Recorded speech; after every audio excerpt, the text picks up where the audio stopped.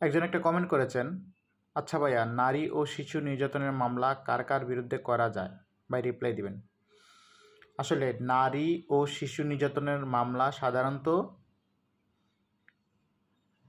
যারা আপনার উপর মানে পরিবারের যারা আপনার উপর নির্যাতন করে তাদের উপরে দিতে পারবেন। যেমন আপনাকে কে নির্যাতন করতে পারে? আপনার স্বামী, আপনার শাশুড়ি, আপনার ননদ, আপনার দেবর, আপনার ভাবি, যারা আপনার ঘরে থাকে তারা নির্যাতন করতে পারে, তাদের বিরুদ্ধে মামলা দিতে পারবেন।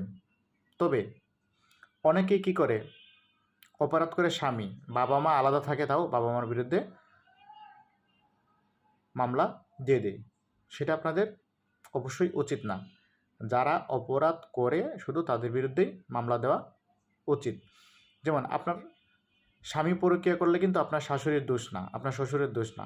সেখানে আপনি শ্বশুর, শাশুড়ি, দেবর সহ সবাইকে মামলা দিয়ে দেন। সেটা একদমই উচিত না। আর মিথ্যা মামলার কারণে অনেক সত্য মামলাও বিচার পায় না, মনে করে সেটাও মিথ্যা, আর সেটা আপনাদের কারণে। তাই মামলা করলে অবশ্যই সত্য ঘটনা অবলম্বনে মামলা করবেন। মিথ্যা মামলা কখনোই করতে যাবেন না। আর মিথ্যা মামলা করলে কিন্তু শাস্তিও আছে। আশা করি আপনার উত্তরটি পেয়েছেন।